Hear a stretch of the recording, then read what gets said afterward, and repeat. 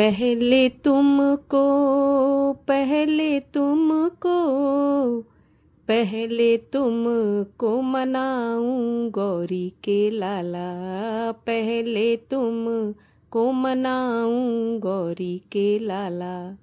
ओम श्री गणेशाय नमः। स्वागत है आपका हमारे चैनल पर। आज के इस वीडियो में हम आपको सुनाएंगे आषाढ़ मास की संकष्टी चतुर्थी व्रत की कथा। आषाढ़ मास की संकष्टी चतुर्थी प्रारंभ होगी 14 जून शाम को 3:46 पर और समाप्त होगी 15 जून शाम को 3:51 पर। तो चंद्रोदय व्यापनी तिथि के अनुसार 14 जून 2025 दिन शनिवार के दिन संकष्टी चतुर्थी का व्रत रखा जाएगा। 14 जून शनिवार के दिन चंद्रोदय का समय रहेगा रात्रि 10:07 पर और 14 जून को राहु काल का समय रहेगा सुबह 9 बजे से 10:30 बजे तक।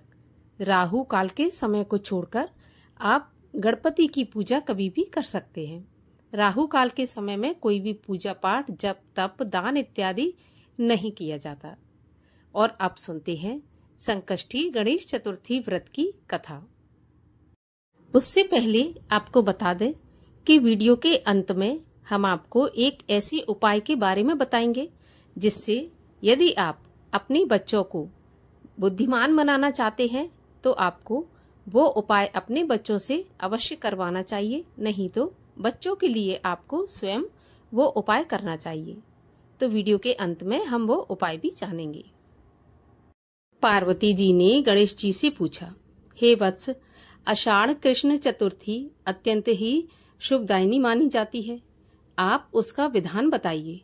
इस मास के गणेश जी का क्या नाम है और उनकी पूजा किस प्रकार करनी चाहिए? गणेश जी ने उत्तर दिया, माता, पूर्व काल में इसी प्रश्न को युधिष्ठिर ने पूछा था और उन्हें भगवान श्री कृष्ण ने जो उत्तर दिया था वह मैं आपको बतला रहा हूँ। आप ध्यान से सुनिए। भगवान श्री कृष्ण ने कहा, हे राजन, गणेश जी की प्रीतिकारक विघ्न विनाशक पुराण इतिहास में वर्णित कथा को कह रहा हूँ, आप सुनिए। हे कुंती पुत्र, आषाढ़ कृष्ण चतुर्थी के गणेश जी का नाम लंबोदर है।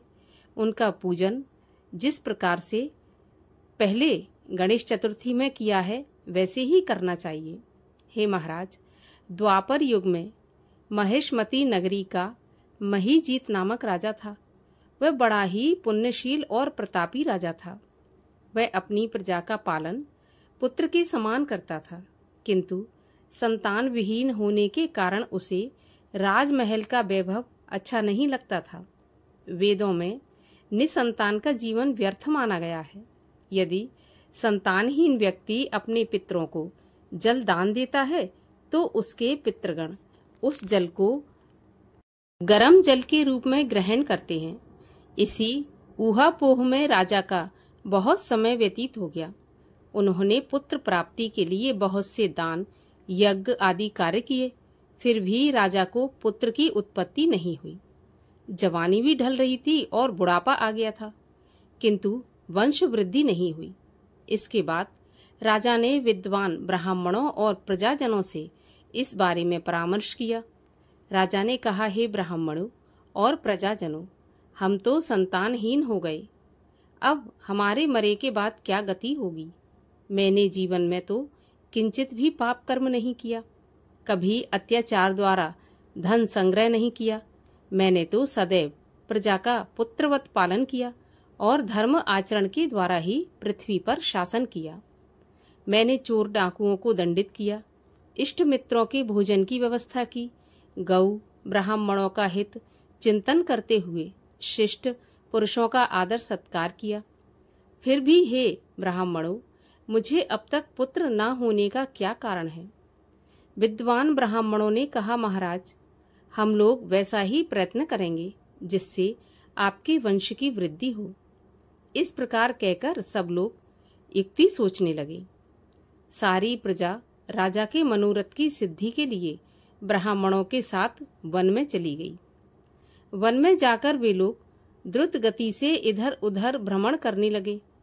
उन लोगों को उसी समय एक श्रेष्ठ मुनि के दर्शन हुए। वे मुनिराज निराहार रहकर तपस्या में लीन थे। ब्रह्मा जी के समान वे आत्मजित, क्रोधजित और सनातन पुरुष थे। संपूर्ण वेद, विशारद, दीर्घायु, अनंत एवं अनेक ब्रह्म ज्ञान संपन्न वे महात्मा थे। उनका निर्मल नाम लोमश ऋषि था। प्रत्येक कल्पांत में उनके एक एक रोम पतित होते थे, इसीलिए उनका नाम लोमश ऋषि पड़ गया। ऐसे त्रिकालदर्शी महर्षि लोमश के उन लोगों ने दर्शन किए। सब लोग उस तेजस्वी मुनि के पास गए। उचित अभ्यर्थना एवं प्रणाम आदि के बाद सभी लोग उनके समक्ष खड़े हो गए। मुनि के दर्शन से सभी लोग प्रसन्न होकर आपस में कहने लगे कि हम लोगों को सौभाग्य से ही ऐसे मुनि के दर्शन हुए। इनके उपदेश से हम सभी का मंगल होगा।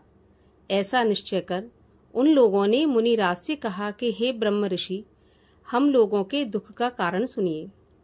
अपने संदेह के निवारण के लिए हम लोग आपके पास आए हैं।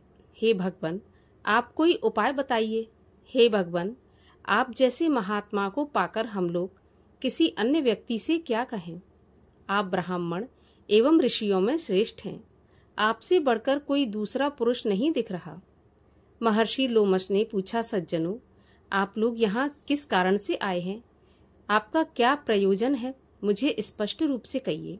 मैं आपके सभी संदेहों का निवारण करूंगा। मैं आपके कल्याण की भावना रखता हूँ। तपस्वियों की तपस्या केवल परोपकार के लिए ही होती है। प्रजाजनों ने उत्तर दिया कि हे ब्राह्मण, हम लोग जिस महान कार्य की सिद्धि के लिए यहाँ आए हैं उसे सुनिए। हम महिष्मती नगरी के निवासी हैं। हमारे राजा का नाम महीजीत है। वह ब्राह्मणों के रक्षक, धर्मात्मा, दानवीर, शूरवीर एवं मधुरभाषी हैं। उन राजा ने हम लोगों का पालन पोषण किया है, लेकिन ऐसे राजा को आज तक संतान की प्राप्ति नहीं हुई। हे भगवान, माता पिता तो केवल जन्मदाता ही होते हैं, किंतु राजा ही वास्तव में पोषक एवं संवर्धक होता है। उसी राजा के लिए हम लोग ऐसे गहन वन में आए हैं। हे महर्षि, आप कोई ऐसी युक्ति बताइए जिससे राजा को संतान की प्राप्ति हो, क्योंकि ऐसे गुणवान राजा को कोई पुत्र ना हो, यह बड़े दुर्भाग्य की बात है। हम लोग परस्पर विचार विमर्श करके इस गंभीर जंगल में आए हैं। उनके सौभाग्य से ही यहाँ हम लोगों ने आपका दर्शन किया। हे मुनिवर, किस व्रत, दान, पूजन आदि कर्म का अनुष्ठान कराने से राजा को पुत्र होगा? आप कृपा करके हमें ये बताइए। प्रजा की बात सुनकर महर्षि ध्यान मग्न हो राजा के उपकार के लिए सोचने लगे। महर्षि लोमश ने फिर कहा, हे ब्राह्मणों, आप लोग ध्यान पूर्वक सुनो। मैं संकटनाशक व्रत को बता रहा हूँ। यह व्रत निस्संतान को संतानदायक एवं निर्धनों के लिए धनदाता है। आषाढ़ कृष्ण चतुर्थी को एक दंत नामक गणेश जी की पूजा करें। पूर्वोक्त विधि से राजा व्रत करके श्री युक्त हो ब्राह्मण भोजन करावें और उन्हें वस्त्र दान करें। गणेश जी की कृपा से उन्हें अवश्य ही पुत्र की प्राप्ति होगी। महर्षि लोमश की यह बात सुन सभी लोग हाथ जोड़कर खड़े हुए। नतमस्तक होकर दंडवत प्रणाम करके सभी लोग अपने नगर को लौट आए।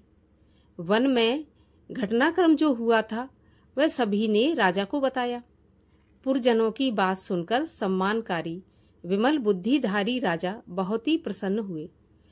उन्होंने श्रद्धा भक्ति से विधि विधान पूर्वक गणेश चतुर्थी का व्रत करके ब्राह्मणों को भोजन, वस्त्र आदि का दान दिया। रानी सुदक्षिणा के गर्भाधान संस्कार के बाद श्री गणेश जी की कृपा से राजा को सुंदर और सुलक्षण पुत्र प्राप्त हुआ। राजा ने संपूर्ण नगरवासियों को संतुष्ट करके पुत्र का उत्सव मनाया। राजा महीजीत ने ब्राह्मणों को धन देकर तृप्त किया। भगवान श्री कृष्ण कहते हैं, हे राजन, इस व्रत का ऐसा ही प्रभाव है। जो व्यक्ति इस व्रत को श्रद्धापूर्वक करता है वो समस्त सांसारिक सुखों का अधिकारी होता है। श्री कृष्ण जी बोले, हे महाराज, आप भी इस व्रत को विधि पूर्वक कीजिए। आपके संपूर्ण शत्रुओं का विनाश होगा और आप अचल राज्य के अधिकारी बनेंगे। हे भूप शिरोमणि युधिष्ठिर, जो पुरुष इस व्रत को करते हैं वे चाहे एकांत सेवी ऋषि हों अथवा विद्वान, उन्हें निर्विघ्न रूप से पुत्र आदि की प्राप्ति होती है। जो मनुष्य गणेश जी के चरित्र को सुनते अथवा सुनाते हैं उन्हें सब कार्यों में सिद्धि प्राप्त होती है। बोलिए श्री गणेश जी भगवान की जय। और आइए अब आपको उपाय बताते हैं कि आपको उपाय क्या करना है। देखिए, आपका कोई बालक है या बालिका है, आपको ऐसा लगता है कि उसकी बुद्धि ठीक नहीं है या फिर कह लीजिए कि उसका पढ़ाई लिखाई में मन नहीं लगता है, तो आपको क्या करना है, प्रत्येक चतुर्थी के दिन आपको दूर्वा लेनी है 108 और उसको सिंदूर में लपेटकर एक एक दूर्वा गणेश जी के चरणों में अर्पित करवानी है अपने बच्चे से। साथ में श्री गणेशाय नमः इस मंत्र का जाप भी करवाना है।